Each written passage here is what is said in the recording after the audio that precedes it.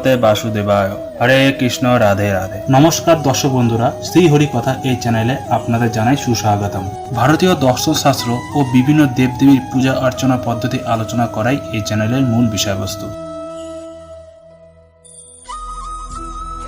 মানুষের জীবনে ব্যর্থতা আসে কেন, তার উত্তরে শ্রীকৃষ্ণ বলেছেন, জীবনে কিছু শুরু করার আগে স্বপ্ন দেখা অত্যন্ত গুরুত্বপূর্ণ। কিছু কিছু মানুষ স্বপ্ন দেখা শুরু করে দেন, কিন্তু তারপর থামেনই না। স্বপ্ন দেখতে থাকেন, তারা ভাবতেও থাকেন, কিন্তু কর্ম করেন না। এমন সময় আপনাকে নিজেকে জাগিয়ে তুলতে হবে, নিজেকে বলতে হবে যে এবার উঠে কর্ম করার সময় এসে গেছে। কারণ আপনারা যদি অধিক বিচার করতে থাকেন, স্বপ্ন দেখতে থাকেন, তাহলে উঠে কিছুই করতে পারবেন না। আপনি শুধু একটা কাজ করুন, উঠে কর্ম করা আরম্ভ করে দিন। তারপর ভেবেচিন্তে ধীরে ধীরে নিজের কর্মকে দিশা দিন ও তাকে উচিত গতিও দিন। কারণ এটি হলো সাফল্যের মূল মন্ত্র। না শুধু কর্ম করুন, না শুধু ভাবনা চিন্তা করে, আর না শুধু ভাবুন কর্ম না করে। সাফল্যের মূল মন্ত্র হলো এর ভারসাম্যে। আর এভাবেই সাফল্যকে লাভ করুন। সময় অত্যন্ত কঠোর। আপনি অনেক লোককে বলতে শুনে থাকবেন, আমার কাছে এত সময় নেই, এই কাজে আসলে অনেক সময় লেগে যাবে, এই বিষয়ে ভাবার জন্য আমার সময় লাগবে। যদি আপনি এটা নিশ্চিত করার জন্য বেশি সময় নিয়ে ফেলেন যে আপনার কি করা উচিত, তাহলে এই সময় এটা নিশ্চিত অবশ্যই করে নেবে যে আপনার সাথে কি করা উচিত। কারণ এই সময় কিন্তু অত্যন্ত কঠোর।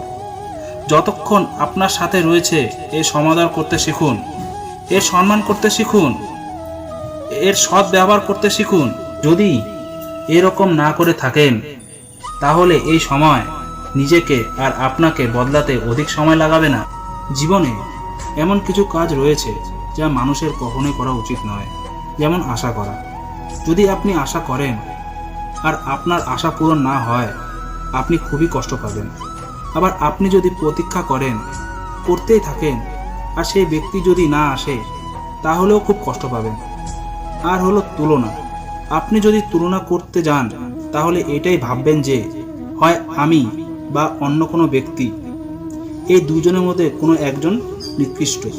আর এই ভাবনাই হলো অনুচিত। যদি আমরা কথা বলি সেই বিষয় যা আমাদের করা উচিত, যেমন পরীক্ষা। এই পরীক্ষা সবসময় আমাদের আরো সফল করে তোলে, আরো শ্রেষ্ঠ করে তোলে, আরো উৎকৃষ্ট করে তোলে।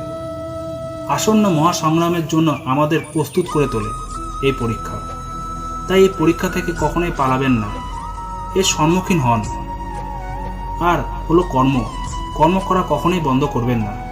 তুলনা করার বদলে কর্ম করুন, প্রতীক্ষা করার বদলে কর্ম করুন, আর আশা করার বদলেও কর্ম করুন। জীবন সফল হয়ে যাবে। আর এই কর্ম ও পরীক্ষা, এই দুই আমাদের জীবনকে সুখী করে তুলতে পারে। কিন্তু মানুষের স্বভাব হলো এটাই যে তিনি নিজের প্রত্যেক পরিশ্রমের প্রতিফল প্রার্থনা করেন। বেশিরভাগ সময় এই ফলাফলের চিন্তা করতে করতে, কল্পনা করতে করতে উনি কর্ম করে থাকেন যে আমি এই কাজটা করলে এই ফলটা পাবো। সেই সব কল্পনা করতে থাকেন যা না তার হাতে আছে, না আছে অধিকার, আর না আছে নিয়ন্ত্রণ।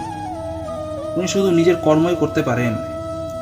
উনি কি ফল পাবেন তা তার হাতে কখনোই নেই। তাই আপনিও শুধুমাত্র কর্ম করতে থাকুন, ফলের চিন্তা করবেন না। মনে রাখবেন, শিকড় এবং শাখা যেভাবে একে অপরের সাথে জড়িয়ে, সেইভাবেই একে অপরের সাথে জড়িয়ে কর্ম এবং ফল। যে রকম কর্ম আপনি করবেন, সেই রকম ফল আপনি অবশ্যই পাবেন। তাই এই ফলের আশায় কর্মের সময় কখনো নষ্ট করবেন না। কারণ যে ব্যক্তি সময় নষ্ট করেন, সময় সে ব্যক্তিকে অবশ্যই নষ্ট করে দেয়। কর্ম করুন নিঃস্বার্থভাবে, ফলের চিন্তা করবেন না। একদিন অবশ্যই সফল হবেন। আশা করি বন্ধুরা, আমরা জীবনে কেন বারবার ব্যর্থ হই তা আপনারা বুঝতে সক্ষম হয়েছেন।